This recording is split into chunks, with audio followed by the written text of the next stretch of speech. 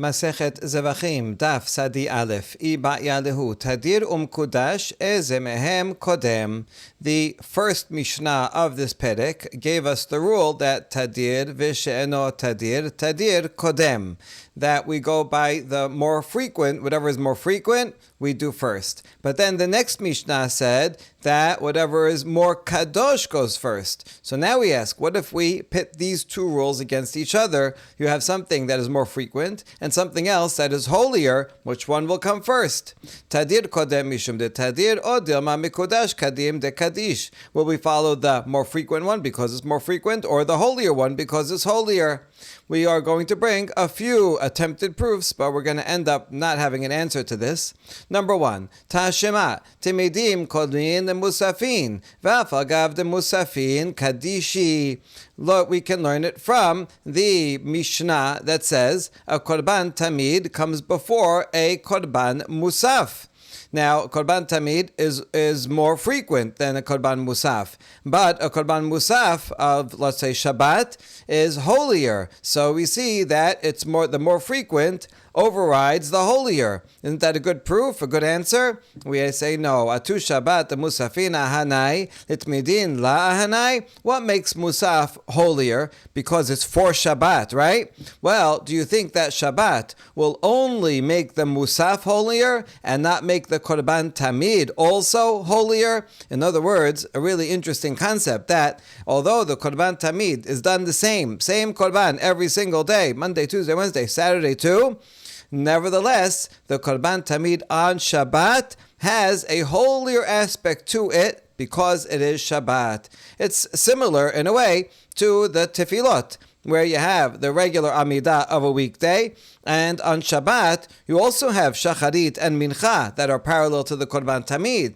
But that Shacharit and Mincha is a different prayer, a different Amidah, different middle, because it's Shabbat. So Shabbat will make Musaf special, certainly, because those are special Korbanot for Shabbat. But you know what?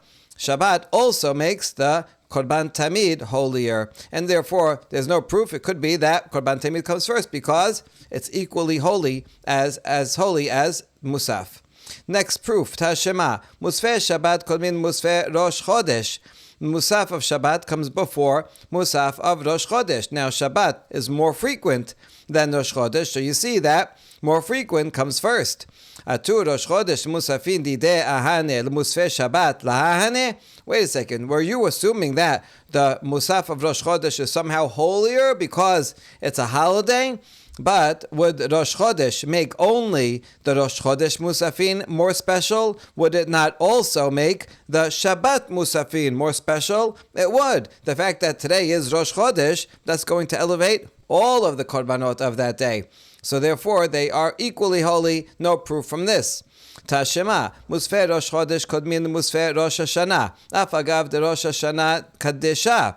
We learned in the Mishnah that Musaf of Rosh Chodesh comes first before Rosh Hashanah because it's more frequent, right? Even though Rosh Hashanah is holier than a regular Rosh Chodesh. So we see that Tadir takes precedence over something more kadosh. But we reject this too. Atu Rosh Hashanah l'musfeh dideh ahane l'musfeh Rosh Chodesh la ahane. Do you think that Rosh Hashanah will only make the Rosh Hashanah Musaf holier? Will it not also make the Rosh Chodesh Musaf holier? It will. Therefore, they're both equally holy, so there's no answer from this source. Tashema, we'll try another. Dabar acher, birkat hayayin tedira, birkat hayom ena tedira. V'tadir v'sheno tadir, tadir kodem, afagav de birkat hayom kadisha. This is a Tosefta that's explaining in the machloket between Bet Hillel and Bet Shammai about which beracha comes first in Kiddush on Friday night. Bet Hillel said, you say Birkat HaYayin first, Borei Pri HaGefen, and then you say the beracha for the day on Shabbat will be Mekadesh HaShabbat. And it gives two reasons why, but the second reason in the Tosefta is because wine is more often. We say wine, we say beracha b'ripya gefen all the time, and birkat hayom, that's only on Shabbat or on holidays, and therefore the tadir comes first. And this is true even though the beracha on the day is a holier beracha. You say mekadesh Shabbat, isn't that a holier beracha than b'ripya gefen that you say all the time? And so this would be a proof that tadir comes before kadosh. We reject this. Atu Shabbat leberkat hayom mahanai, leberkat hayayin la'ahanai. What do you think? Shabbat makes birkat hayom holier, but does not make the blessing over wine holier? In other words, if you're saying b'ripya gefen on Tuesday, okay, that's nice. But when you say b'ripya gefen on Friday night on Shabbat as part of Kiddush, even that b'ripya gefen is elevated. And therefore, both of these barachot are equally holy. And therefore, we cannot bring any proof from here. Let's try again. Tashema, damar Rabbi Yochanan. Halacha mitpalel adam shel mincha ve'achar kach shel musafin. Let's say it's Shabbat and already Shacharit went for a long time. And already at the time to say, you're in the afternoon, you're after 12:30, and you didn't say musaf yet. You could say musaf, or you could say mincha. What do? You say mincha first, and then you say musaf, because mincha is more often. You say mincha every day, and musaf not as often. So this proves that tadir takes precedence over something holier. But we reject this. Atu Shabbat litfilat musaf ahanai, litfilat mincha lahanai. Do you think Shabbat makes only musaf more special? And doesn't Shabbat also make the regular mincha more special? It does. And therefore, these are going to equal out. They're equally holy, and therefore there is no proof from here. Incidentally, this rule that you'd say mincha first before musaf is only biyachid, but in a bet knesset we would say we keep the regular order, not to confuse people, and you'd still say musaf first and then mincha. Tashema, shalamim shel emesh, chatat v'asham shel yom, shalamim shel emesh kodmim. And now we have an attempted proof on the opposite direction, that something kadosh will come first. And this is again from our Mishnah that said, if you had a korban shalamim from yesterday and a chatat and asham from today, then the shalamim from yesterday comes first. There are two ways to understand this Mishnah. Both are applicable in this case, but it's important to know both of them because this source is going to come up again soon. One is, as we explained it yesterday, which is as talking about eating the shalamim. If I offered a sacrifice of shalamim yesterday, I could eat the meat yesterday, I can continue to eat it today. And then I have a chatat and asham that I offered today and have to eat that meat also. Which one should I do first? I should finish off the shalamim from yesterday and then eat the chatat and asham that was slaughtered today. That's one interpretation. Or a second interpretation or application is not about the eating, but rather about the sacrificing. If I had a korban shalamim that was designated yesterday, I did not sacrifice it yesterday. It was only designated yesterday, and I have a chatat and asham that was designated today. And now I have to decide which one should I sacrifice first. The shalamim that was designated yesterday, I should sacrifice first before the chatat and asham. Good. That's what the Mishnah taught. Now we can make an inference. Ha idi v'idi deyom chatat v'asham kadmeh v'afagav d'shlamim tedire. We can infer from this, since it said the only reason why the shalamim comes first is because it was offered or designated yesterday. Therefore, since it's already waiting, so then I should do the rest. I should start with the shalamim today. But let's say they both were designated today. Then asham and the chatat and asham should be offered first, even though the shalamim is more often. There's a lot more shalamim offerings than chatat and asham offerings. Chatat and asham is only if someone did such a sin, and not everybody's making these sins so often by mistake, and they realized and so on. But shalamim, people are bringing voluntary shalamim all the time, offerings all the time. So since there's many more shalamim, you might think that would be tadir and that should go first. We see here that not so. Even though there are more shalamim offerings, nevertheless, chatat and asham go first. That's a proof that whatever is holier goes first. Isn't that a good proof?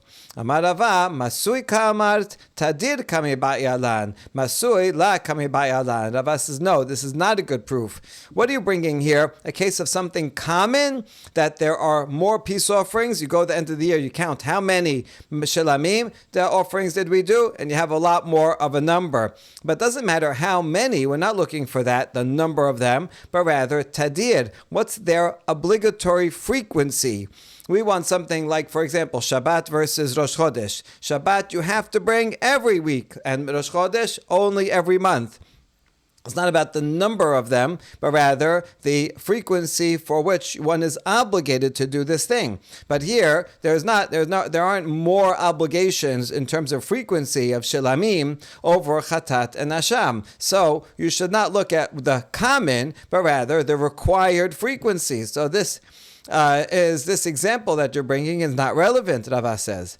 Amar le Rav Huna bar Yehuda le Rava. Rav Huna bar Yehuda is going to try to revive the proof. And he says, Atu masui lav tadir. What, you're telling me that common and frequent is not the same? It is the same. We can't treat something that's more common as being tadir, even though it's not legally required. Still, we take into account how many there are. V'hatanya, osiyat pesach she'eno tadir, velo osiyat milah shehi tadirah. This is from this baraita, as part of a larger discussion regarding the mitzvah of Pesach and mitzvah Brit Milah. These are the only two mitzvot aseh that if you don't do it, you get karet. Now, let's say someone doesn't do Korban Pesach or doesn't do Brit Milah by mistake. Would they have to bring a Korban Hatat? Just like if they violated something that would be liable to karet, and if you did it by mistake, you bring a Korban Hatat. That's true for mitzvot lo ta'aseh. Would it be true for aseh also? The answer is no. You don't bring a Korban Hatat for not doing a mitzvah aseh like Pesach and Milah. Now, we have Pisukim, it brought Pisukim for both of these in the rest of the Baraita. And so now the question is, why do we need both Pisukim? How about just bring a Pasuk for Pesach and not Milah, and I can learn one from the other? No, it says, I can exclude Pesach because it's not Tadir. Since it's not frequent, then, that's why Pesach, you're not going to bring a Korban. But I would say maybe I should not exclude Brit Milah because it comes frequently. And that's why I need a separate Pasuk for Brit Milah. The point of this whole thing is that it calls Brit Milah more tadir, more often than Pesach, even though Pesach is once a year. Brit Milah is whenever a boy is born. It's not any particular frequency that's required. You don't do it every year or every month. It's just whenever the opportunity presents itself and you have to do Brit Milah. Now, if you count up how many during a year, people only bring one Korban Pesach, but ask every Mohel, he has 5, 6, 8 Brit Milahs every day. And so Brit Milah is fulfilled more often than Pesach. But we see it's about how often it's done is taken into account, is called Tadir. So whatever is common is called Tadir, even if it's not a particularly required frequency. So therefore, Rav Huna bar Yehuda tells Rava, yes, this is a good proof because Shilamim is more frequent. But Rava answers, "My tedira b'misvot." Rava says, no. In that case, when it says Brit Milah is called tadir because it's frequent in terms of the mitzvot. Brit Milah, it says the word Berit are there 13 times. This fulfills the Berit in 13 ways. One does it once, but one has it for the rest of his life. It's always there. It's a continual mitzvah. That's why it's called Tadir, as opposed when compared to Pesach. And so that's the sense in which Tadir, not because there are many more. It's not because we're counting how many times the Brit Milah is done in a particular year versus Korban Pesach. And so therefore, Rava maintains that you cannot call Shilamim Tadir. Or v'ibait ema milah legabe Pesach ki tadir damya.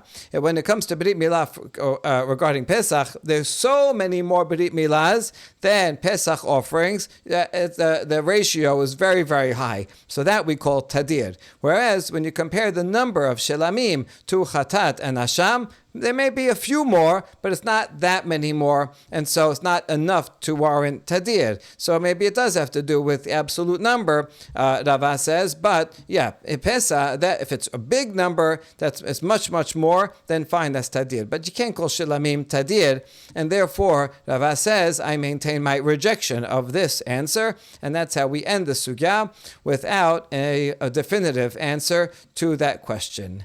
Ibayalehu tadir v'she'eno tadir uvekadim ushhat l'she'eno tadir mai.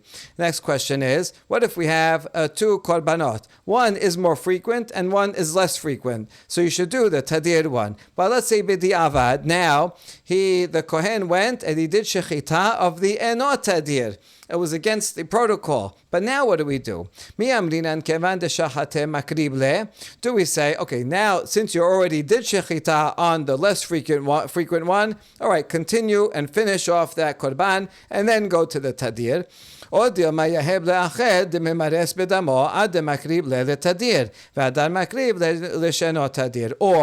should he did shechita on the eno tadir? You know what? Pause.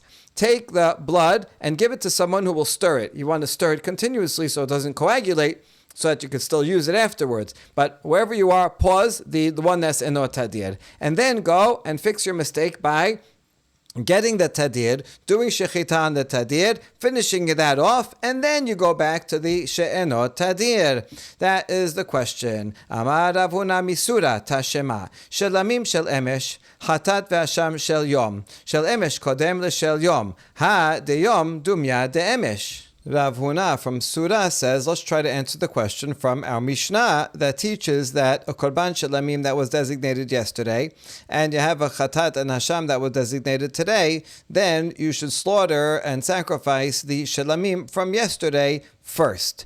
We can infer from this that, therefore, hadeyom, if the korban shalamim was from today in some way that is similar to yesterday, then the law would not be so. The chatat and hasham would be first. Now, what does that mean? That it's today, it was designated today, but in some way is similar to yesterday. Tekadim shechate lishlamim chatat ve'hasham kadmeh. Let's presume that we're talking about a case where all the animals were designated today. But what makes it similar to yesterday is that the shilamim was slaughtered first. Now, since they're all designated today, therefore you should have done the holier one, which is chatat and hasham. That is the more important one. But instead, by mistake, they did shechita on the shilamim, and nevertheless, you wait for the shilamim, you put that on the side, and you'll go and slaughter and offer the chatat and hasham anyway. So isn't that a good proof that in the case of the question also, if the not tadir was slaughtered first, then you put it on the side, you mix it, and then you take the tadir and you offer it first. And we say not necessarily. Dilma shilamim de'emesh ve'chatat ve'asham de'yom hechi mashkachat la teshachatinhu letarvaihu aval lo shechatinu letarvaihu tiba elach. Maybe the case that the Mishnah is talking about is shalamim, when it talks about shalamim from yesterday and chatat and hasham of today, and so then you do the shalamim first. But if it were all today, then you do the chatat and hasham first. And what does that mean? If it were all today like yesterday, how could that be? That you did shechita on all of them. Let's say, in other words, you have a shalamim and you have a chatat and hasham, and you did shechita to all of them. So now you have the blood of a shalamim and the blood of a chatat side by side. Well, then, which one should you offer first? Oh, since they're both nishchat, then you may as well do the chatat and hasham first. But if you do not do shechita on both of them, but only on the shalamim, maybe then you should continue and finish the shalamim, even though you should have done the chatat and hasham first. But now that you started with the shalamim, continue and finish the rest of the shalamim. And so too, in the parallel case of our question, if you slaughtered the non-tadir first, then you should continue and do the sprinkling and the rest of the service for the non-tadir, and don't wait on the side. So that would be the opposite of the conclusion that we just had, and therefore this source is ambiguous. So let's try again. Tashema davar acher, birkat hayayin tedira, birkat hayom ena tedira, v'tadir v'sheno tadir, tadir kodem. Regarding the opinion of Bet Hillel, which is what we do, and we say birkat hayayin on Friday night kiddush, and then birkat hayom, because wine, b'repia gefen, is more often than birkat hayom. That's the reason that it gives in the baraita. Now, in this case, notice that Shabbat, once Shabbat starts, already there's going to be the obligation to say the kiddush, to say birkat hayom, whereas even before the wine is on the table, whereas the possibility of saying borei pri hagefen only begins when one brings the wine to the table. And so this is similar in that we have the item that should be second, but now it was presented first. And even though it's presented first, nevertheless, we go by the yayin, which is tadir. And so this is a case of the non-tadir. It's like the non-tadir slaughtered first, birkat hayom, which is available first, because when Shabbat starts, that beracha is available. It's like the non-tadir being slaughtered first, and yet we put it on the side, and we take the tadir, the birkat hayayin, and we perform that first. Isn't that a good proof? No, hachaname de kevan adatyan keman de shechite tarvayhu dameh. No, here, once the wine comes onto the table and is available, now it's the same as a case where I slaughtered both of them, the tadir and the not tadir. Since they're both slaughtered, so then that's why you take the tadir first. So here also, it doesn't matter that when Shabbat started, the wine was not on the table yet. Now that I start saying Kiddush, when I'm about to say Kiddush, I have both. Shabbat is here, the wine is here, and so they're both available, and that's why I picked the wine first. But there's no proof from here to the case of when you did shechita of just one first. Tashema damar Rabbi Yochanan halacha mitpalel adam shel mincha v'achar kach shel musafin. Let's try to bring a proof from the law of Rabbi Yochanan that if it's already the afternoon on Shabbat and you didn't say musaf in the morning, you could have said musaf in the morning, but you didn't, and now it comes time for mincha, you should say mincha first, because mincha is the tadir. And we don't say, well, musaf was present already beforehand. Since it was already available, maybe you should continue and say musaf first. Now, but no, we say that instead you do mincha first. The parallel to this is the mincha is like the korban that's tadir. Musaf is like the non-tadir one. And this would be similar where you should have done the tadir one first, but instead you did the non-tadir and you have the blood available. You did shechita to the non-tadir already. So that blood is sitting there available. So should you just continue and offer that sacrifice, that would be the same as doing musaf, because, musaf was already available. It already started. The obligation started beforehand. And yet Rabbi Yochanan says, no, we don't do that. We put musaf on the side. So too, you take the non-tadir blood and give it to someone to mix, and then you go and get the tadir animal and do that whole thing, and then go back. Isn't that a good proof? We say no. Once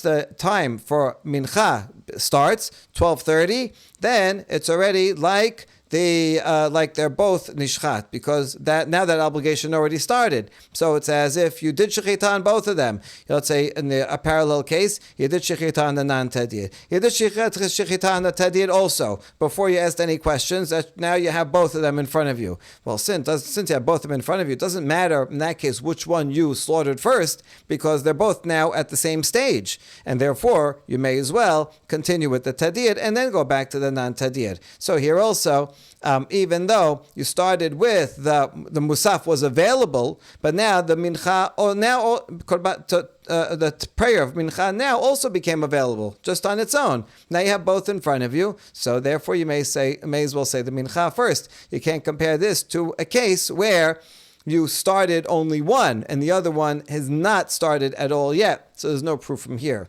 Amar le Rav Acha bered Rav Asher Ravina, shechato kodem hasot pasul, mipnei shene'emar bo ben ha'arbayim, kodem letamid kasher, vihe memares bedamo ad sheizrok kadam. Let's learn it from a Mishnah in Masechet Pesachim, where we say, if you did shechita for Korban Pesach before Chatzot, it's no good. Korban Pesach has to be ben ha'arbayim, in the afternoon. So that's too early, no good at all. But let's say you did it before the Tamid. Ideally, you're supposed to bring Korban Tamid shel ha'arbayim first, and on Erev Pesach, they would do that relatively earlier than usual because they're going to have a lot of korbanot. So you're supposed to do Tamid first because that's the Tadir, and then you do Korban Pesach. Now, and what if you didn't?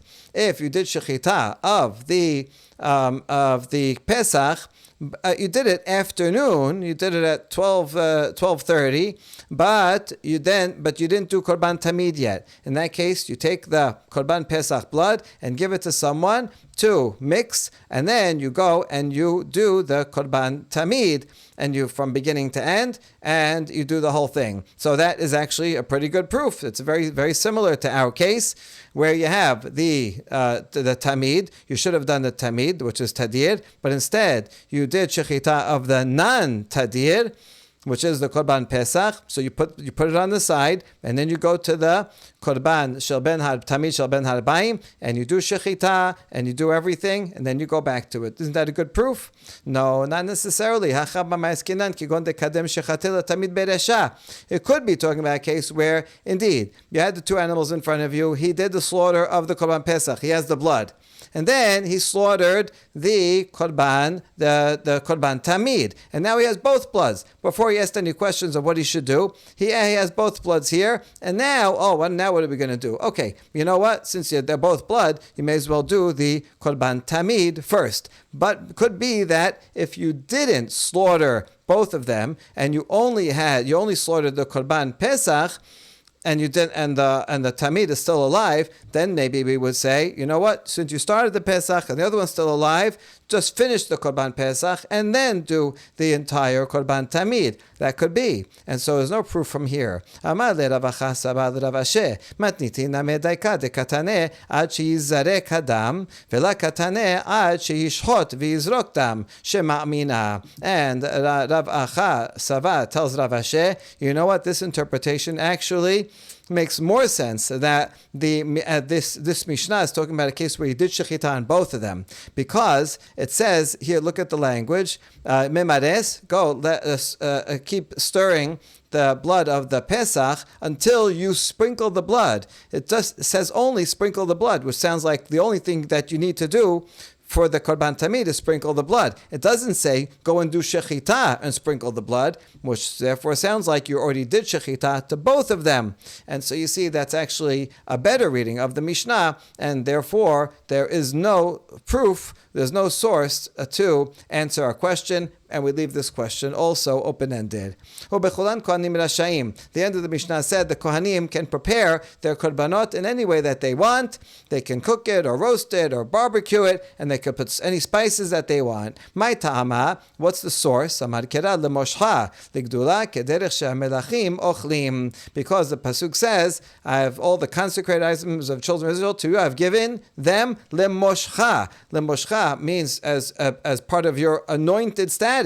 And the Targum there says the way that one eats, Targum Unkulu says, for greatness, ligdula. And so you should eat it, the Kohanim should eat it in the way that kings eat it. Kings are also anointed. Kohanim are anointed. That means they're great, so they shouldn't eat it in a simple way, but rather eat it like nicely spiced and nicely cooked, so that it could bring more prestige to the Kohanim and to the Korbanot. Next Mishnah, Amar Rabbi Shimon, Im ra'ita shemen shu mitchalek ba'azara, en tzarich lishol mahu, ela motar ki kem minchot Yisrael velog shemen shamesora.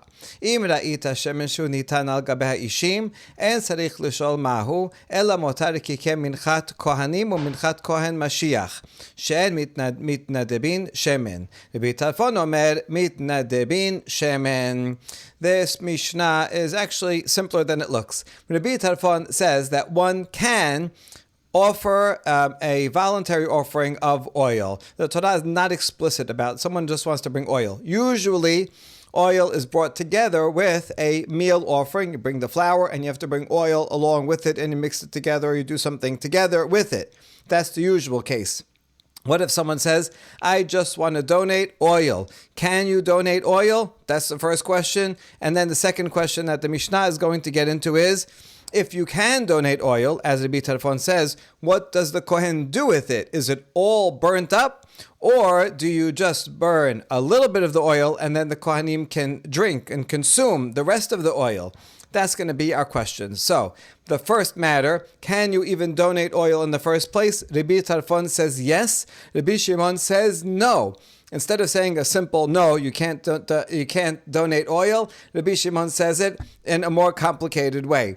But he's actually saying something quite simple. He says, if you see oil that is being given out to the Kohanim for them to consume, then you know it's from one of these two reasons. And if you see oil that is being burnt on the Mizbeach, then you know it's one of these two types. In other words, there are no other types. There is no nidava of oil. Now let's see, what are the two types that are going to be consumed by the Kohanim? Well then, you know, if you see them giving out oil, then you know it's either the leftover from a wafer mincha, a korban mincha that's cooked in an oven as a wafer. You have a little bit of oil is smeared on top in the shape of an X.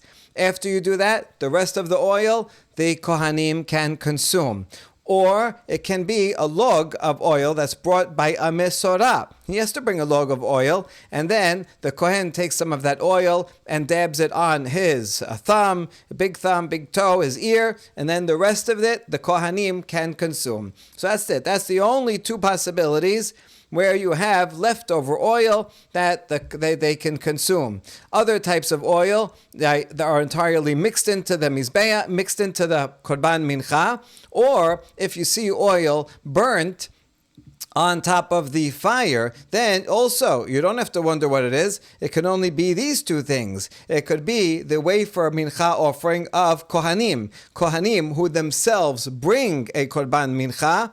Nobody eats it. Rather, it's all burnt. So here, the whole thing is burnt, all the flour is burnt, all the oil is burnt, even though it's leftover oil because you only put an X, then you burn all of it. And or it could be the mincha of a Kohen Gadol. Every day, Kohen Gadol has to bring a korban mincha. He brings half in the morning and half in the afternoon, and that is entirely burnt. Why? Because here's the main point of Rabbi Shimon, and mitnadebin shemen. Nobody is allowed to just donate oil. So all the oil will be accounted for in one of these two ways. Rabbi Tarfon, however, says someone can donate independently, not part of Korban Mincha, not part of a Mesorah, not part of anything else. Just donate oil. Good. Now, what are you going to do with that oil according to Rabbi Tarfon? Amar Shemuel, dibre Rabbi Tarfon, hamitnadeb shemen komso u'sharav nechalin. Shemuel says very simple. According to Rabbi Tarfon, if someone donates oil, the Kohen will take a kometz. How do you take a kometz of oil? You could take a kometz of flour or batter, because then you could hold it in your hands. Here you have to somehow hold it in your hand, in your palm, or use a cup. Okay, somehow you take some of the oil and you put that on the fire, and the rest of the oil the Kohanim can eat. What's the source? Amar kira korban mincha. The pasuk regarding korban mincha says an extra word, korban. It could have just said, if someone brings a mincha, that's it, I would know. What's the extra word, korban? Melamed shemitnadebin shemen. It means you can also bring something else that is oil, and it will be offered like a mincha. V'chi mincha, ma mincha komso u'sher nechalin, af shemen komso u'sherav nechalin. Just like if you give a meal offering, the Kohen will take part of it, and the rest of it they can eat. So too, if someone donates oil, the Kohen will take part of it, put it on the fire, and the rest can be eaten. That is the opinion of Shemuel. Amar Rabbi Zera, afanana mitanena. Rabbi Zera says, I can derive that from our Mishnah.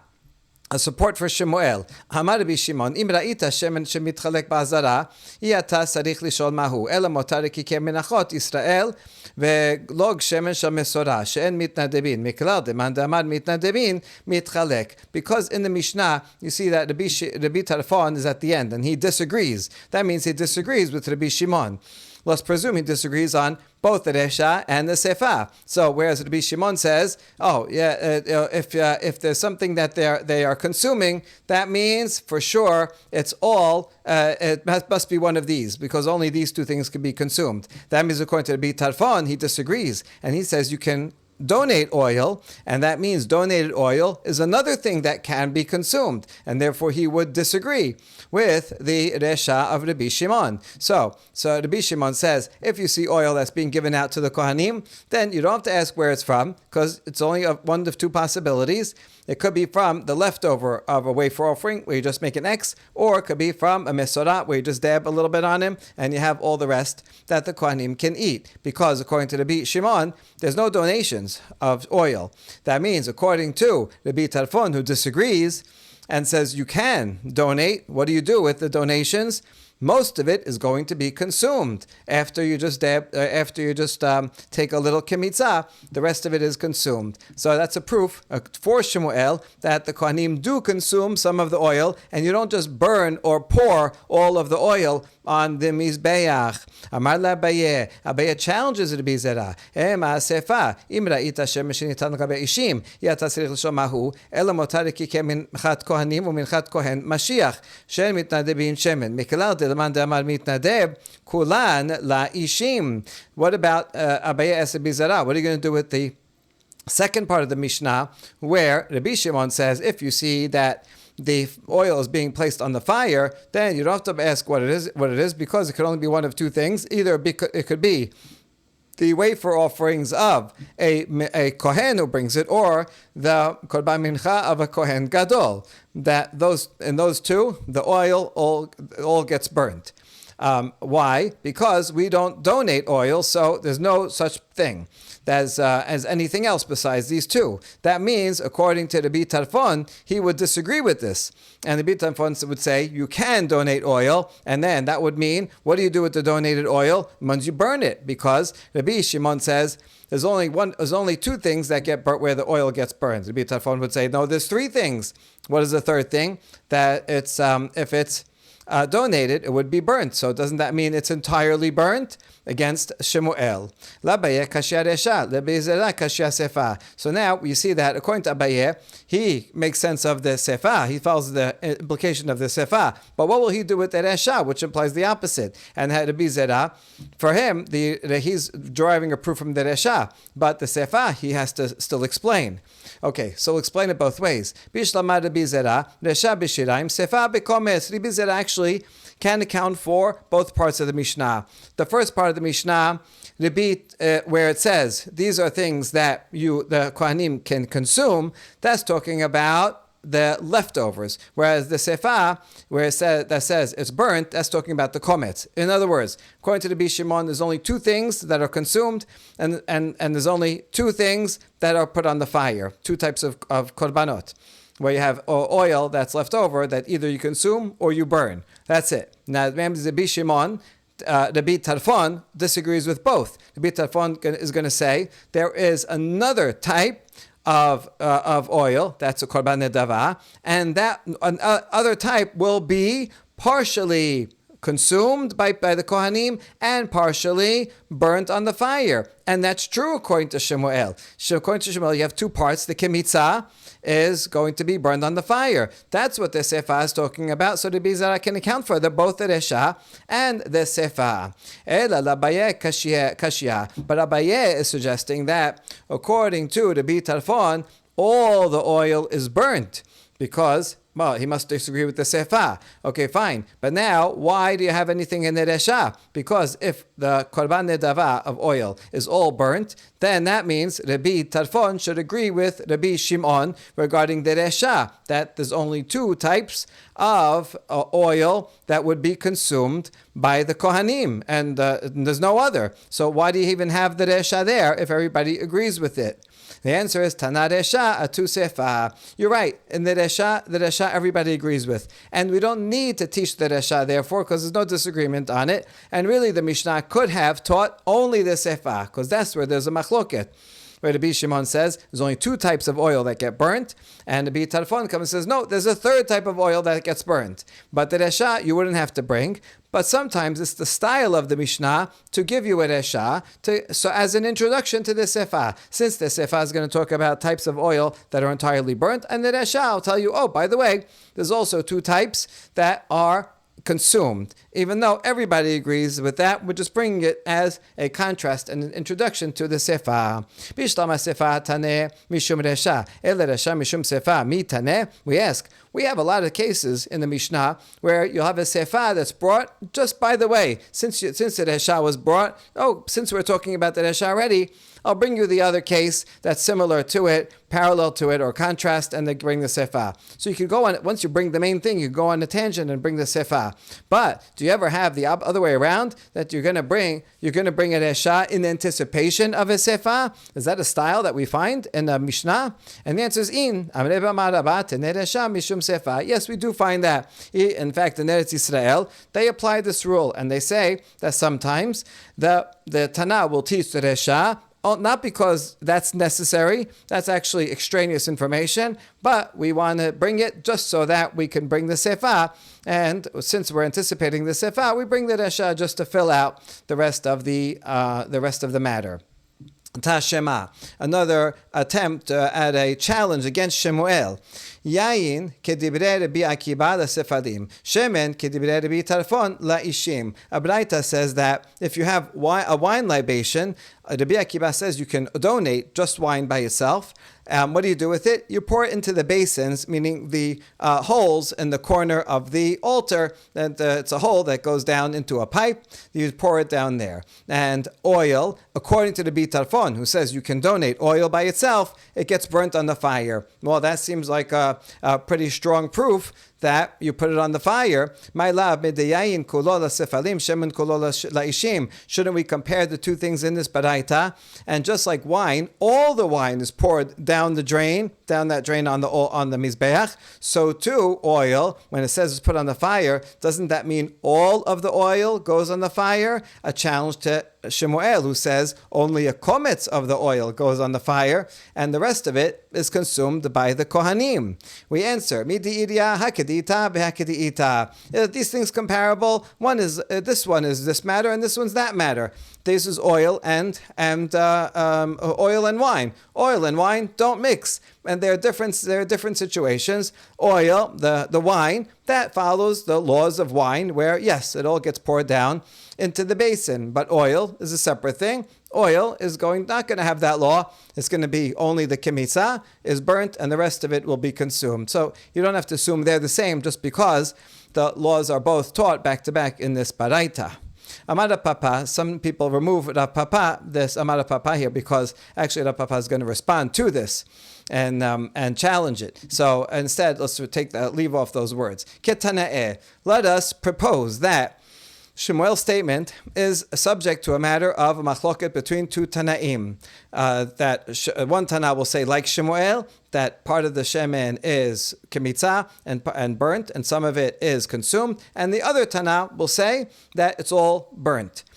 Shemen lo yifchot milog. Rabbi Omer sheloshet login. The question is, what's the minimum amount of oil that one can donate? We're assuming, like Rabbi Tarfon, that you can donate. And Tanakh Kama says a log is the minimum. Rabbi Yehuda Nasi says 3 lugim are the minimum. B'may kami palge. What's that the essence of their machloket?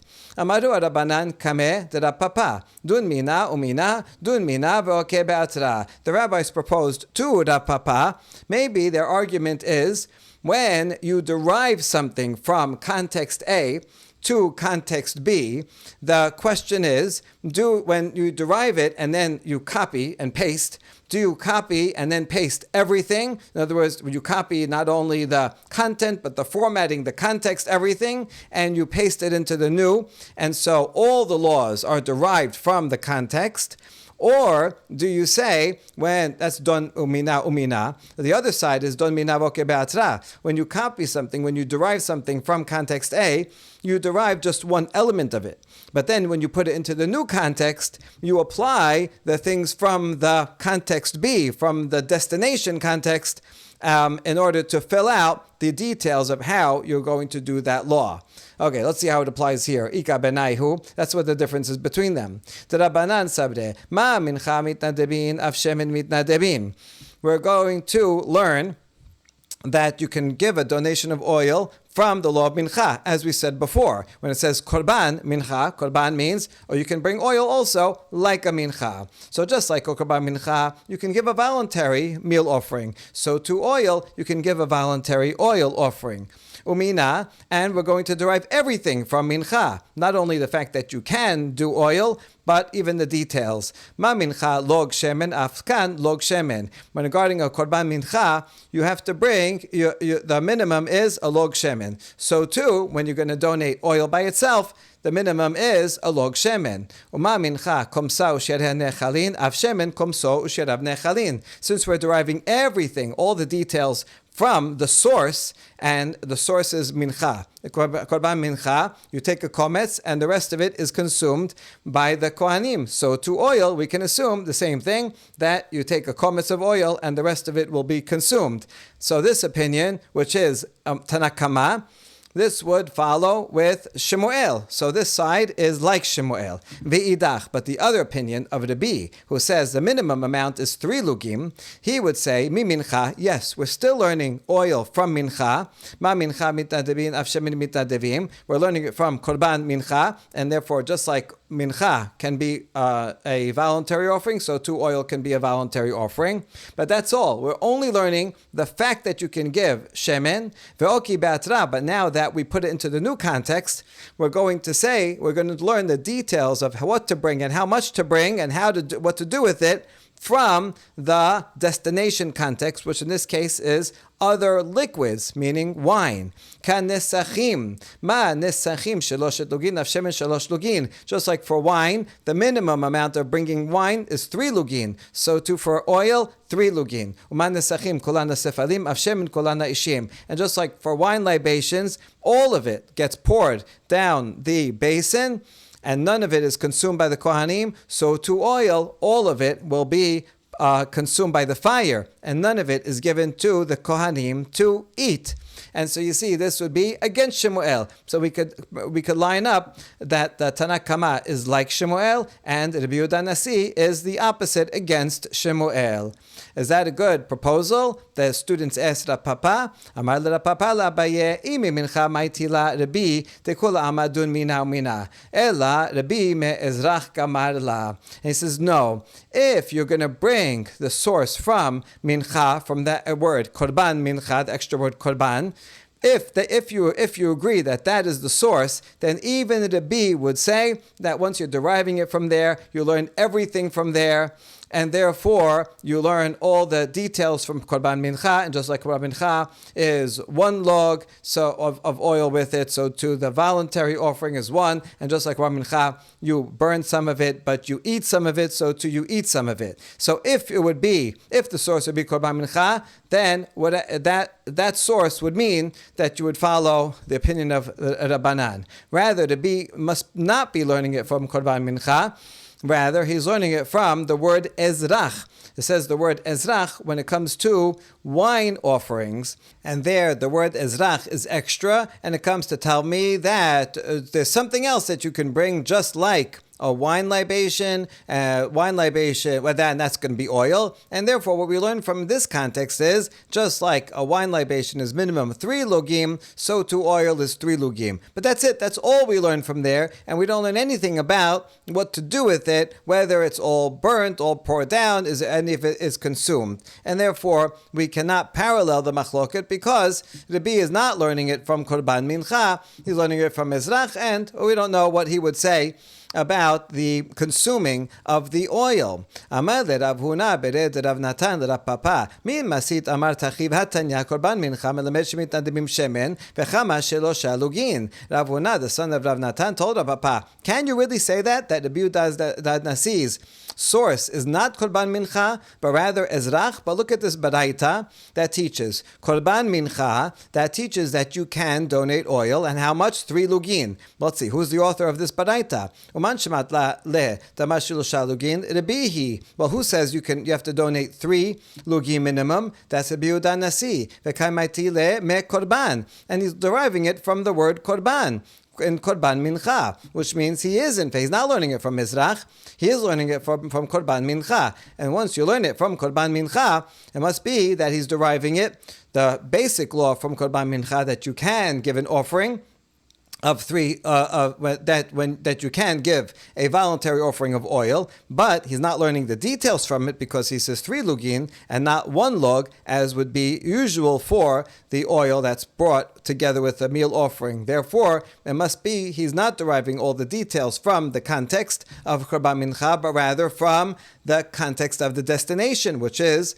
other liquids, oil, wine, and that must be 3 lugin, and therefore must be the same as the wine, also in the details of the law, and that, just like wine, all of it is poured on the Mizbeach, and the Kohanim don't consume anything. So too, oil, according to the Kohanim do not consume anything. It's all burnt on the Mizbeach. Amar le itanya tanya. The Papa says, if you have a baraita, you have a baraita. I cannot disagree with a baraita. Without the baraita, I was proposing that it could be the Rabbi Yehuda Nasi as a different source, but you have the baraita, I learns it from korban mincha, then indeed so, that Shemuel would be following the opinion of Tanakama, and Rabbi Yehuda Nasi would be disagreeing and saying that all of the oil will be burnt on the Mizbeach. Amar Shemuel. Now Shemuel gives another halacha, but this time it's about what you do with wine that is offered as a voluntary offering. Hamit nadev yain mebiu mezalefo gabe haishim. We learned above a baraita that says that donated wine you pour down the basin, down the drain. But Shemuel is going to offer a different opinion and say that when one donates wine, you bring it and you sprinkle it on top of the fire itself. It actually going to be burned into the fire. My ta'ama amar kera v'yayin takrib lanesech chasiyahin ishe reach nichoach Adonai, because Pasuk says you shall present for the libation half a hin of wine, an offering made by fire, pleasing aroma. So it says Isheh, erech nichoach. That means it's burnt and it goes up. So you do burn the wine. Veha ka mechabi. We ask, wait, how can you put wine onto the fire? Aren't you going to extinguish the fire, at least partially? Some of it is going to go out when you pour it out, and you're not supposed to extinguish the fire on the mizbeach. And the answer is kiboy b'miksad lashme kiboy. Partial extinguishing is not called extinguishing. When it says you can't extinguish that, because it says a perpetual fire. Esh tamid to kal al mizbeach lo tichbeh. So you have to keep it burning always. Do not put it out. When it says do not put it out, that means don't put it out entirely. But if you just sprinkle and it goes out a little bit, that's okay. Ini, is that true? V'amar Rav Nachman Rabba bar Avu hamorid gachelet me'al gabei hamizbeach v'chiba chayav. We learned that if someone removes a coal from the altar, coal here doesn't mean coal as we say, but rather an ember of wood. If you remove that ember of wood, that what we call coal here, gachelet, from the mizbeach, and then it goes out because you removed it, you are liable, even though it's only one ember from a whole pile. And the answer is no, deleka elahai, there's only that one. So you're taking this one and moving it away and causing it to get extinguished. That's when you violate. But if there's many, then it's okay. So again, partial extinguishing is okay. That's one answer. Or it could be that for a mitzvah is different. Yeah, if for no reason you're taking the last ember and moving it out, or one ember, you have a lot of embers, but you're moving for no reason, you're taking one, removing it and making it go out, then you would be liable. But if it's for a mitzvah, which is in the case of wine, the Torah says you have to sprinkle the wine on the fire. So for a mitzvah, you're allowed to partially extinguish the fire. Tashema, challenge, the Tanat Rabbi Eliezer ben Yaakov. Kelapeh shenatna Torah litrom, yachol yechabe v'yitrom, amarta lo yichbeh.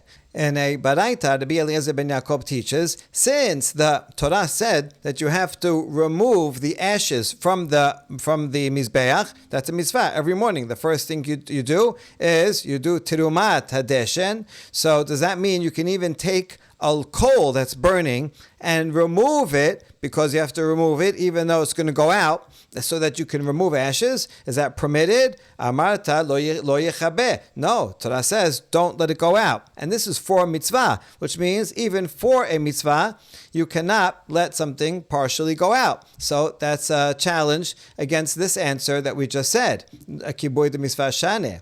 And the answer is no. Shane atam efshar diativ v'natar. In this case of Terumat Hadeshen, it's different because you don't have to actively take an ember out and make it go out so that you can remove some ashes, because you don't have to actively do it. You can passively sit and wait, and then eventually you sit and wait. Some of the coals will go out and become ashes, and then you can remove it. So don't do it actively if you can do it passively. But if there's no way to do it passively, and it's for a mitzvah, then you're allowed. And that would be the case of wine, where it's a mitzvah to sprinkle the wine. There's no other way to sprinkle the wine on the fire without going out somewhat, and therefore it is permitted to do so. Tashema, another challenge from a Braita. Yayin, kedibre Rabbi Akiva sefarim, shemen kedibre Rabbi Tarfon laishim. Okay, this is the challenge from the Braita that we saw earlier, that wine, according to the Rabbi Akiva, who says you can donate wine by itself, you pour it down the basin on the Mizbeach, which means you don't put it on the fire. And oil, if according to the Rabbi Tarfon, that you can bring oil and donate oil by itself, that you put on the fire. Oil is no problem, because oil will actually provide fuel and make it burn more, but wine not so. Ve'od Tanya yen nesech lasefarim. Another Braita teaches that wine that is poured, libation wine, goes into the basins and not onto the fire. Or enoed la ishim, or maybe you do put it on the fire. Amarta lo yechabe. No, the Torah says lo yichbe. Do not extinguish it, and therefore it's not allowed. It's only poured down the drain and not put on the fire. So here there's two baraitot that go against the opinion of Shemuel. How can Shemuel answer this? La kashya, ha Rabbi Yehuda, ha Rabbi Shimon. There's no problem. The opinion of these two opinions here are following an opinion of Rabbi Yehuda, who says regarding the laws of Shabbat, davar she'eno mitkaven is asur. Regarding Shabbat, if you do something and you don't intend to do it, you're dragging a lawn chair across the lawn because you want it to be on the other side, and it's making a ditch. But I have no intention to make a ditch. Rabbi Yehuda says it's prohibited, even though it's not your intention. Rabbi Shimon famously says that it's permitted in the laws of Shabbat. Davar she'eno mitkaven. I didn't mean to do it. I had no intention to do it. I don't care about that. It's permitted. So we can apply the same thing from Hilchot Shabbat to other areas of halacha. And here we'll say, if you're taking this wine, my intention is to offer the wine as a nice korban, pleasing aroma to Hashem, and that's why I'm putting it on the fire. I am not intending to put out the fire, and therefore, according to Rabbi Shimon, it's permitted. Shemuel, it can follow Rabbi Shimon. But these two baraitot that say it's prohibited, even though you don't intend to put out the fire, but in effect you are putting out the fire, it's prohibited. That is the opinion of Rabbi Yehuda. Now, are you really proposing that Shemuel follows the opinion of Rabbi Shimon that davar she'eno mitkaven is permitted? V'amar Shemuel, mechabin gachelet shel matechet b'reshut harabim b'shvil shelo yizoku b'harabim. Shemuel said that if you're walking on the road and you see a burning piece of white hot metal and it's in the middle of the road, it's dangerous. Someone might come and touch it and they will get burnt. So you can put it out, so that people will not get injured by it. Now, putting out a white hot metal is only mid-rabbanan, and so therefore it's allowed in order to prevent people from getting injured. But that leads to a question. But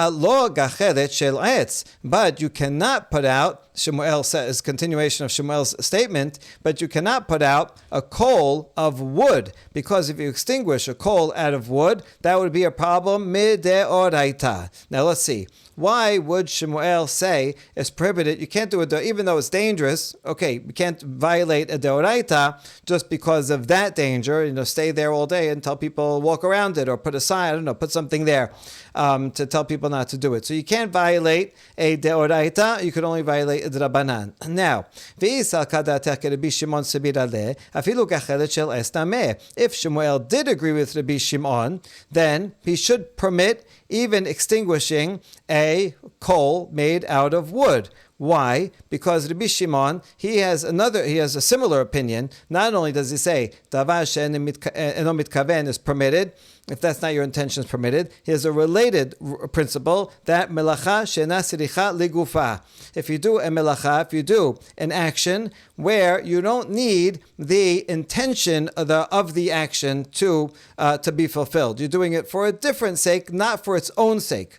You're not doing it for the sake of that action, but rather for a different purpose. Now, the main thing of why you should not extinguish something on Shabbat is because by extinguishing it, you're doing productive work. When you take something, an ember that's on fire, and you extinguish it, what you want to do productively, the main melacha, is to make a coal that will be easier to light on fire next time. So you're actually preparing it, you're doing something productive in that way.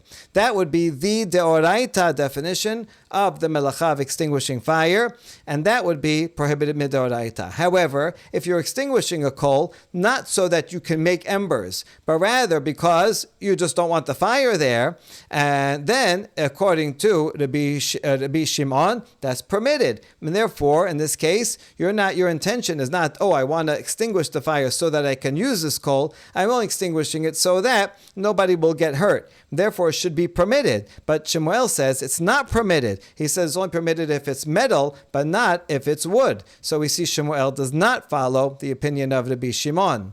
And the answer is, b'davar she'en mitkaven sabad like Rabbi Shimon, b'melacha she'ena siricha legufa sabad like Rabbi Yehuda.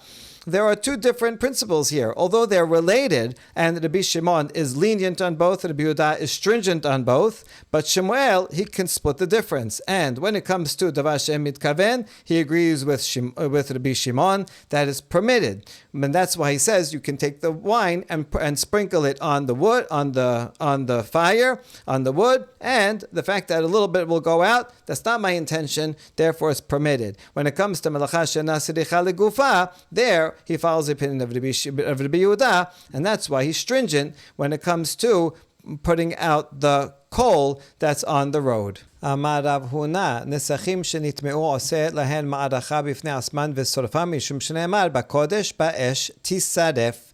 Rav Huna says that wine libations that became tameh, well, now what are you going to do with them? You can't pour them onto the mizbeach because they're tameh. What you do is you make a separate arrangement of wood and you burn them by themselves in the temple courtyard, not on the mizbeach, because the pasuk says regarding a korban hatat that becomes tameh, bakodesh, in the sacred place, meaning in the temple courtyard, you burn it with fire. You have to destroy it, but you can't take it out of the temple courtyard because it is still holy. And so therefore, just like a korban chatat, that's tameh, you do that. So too, for wine libations that became tameh, also you burn them in a separate fire. Tanya Mehachi, we have a braita that supports Rav Huna. Hadam ve'ashemen ve'amenachot ve'nesachim shenitmeu, oseh lehen maracha b'fnei asman ve'sorfan. Any blood or oil or meal offerings or wine libations that became tameh, you make a separate pile of a separate fire and you burn them. Amar le Shemuel Rav Chana Bagdata'a. Shemuel told Rav Chana from Baghdad, he's supporting this law and he wants to make it public. So he says, bring me a minyan of people and I will make an announcement before them. When you give a public lecture, when you announce a halacha in front of a kahal, then that becomes official halacha. Not the same as just telling a small group of students. You make a public lecture about it. That means it's halacha l'ma'aseh. And he says, go get me 10 people, and I will say the halacha, nesachim shenitmeu, oseh lahen ma'aracha bifnei asman v'sorfan. If you have wine libations that became tameh, you make a separate arrangement of wood, and you burn them. Hadran alach kol hat tadir, baruch Adonai le'olam, amen ve'amen.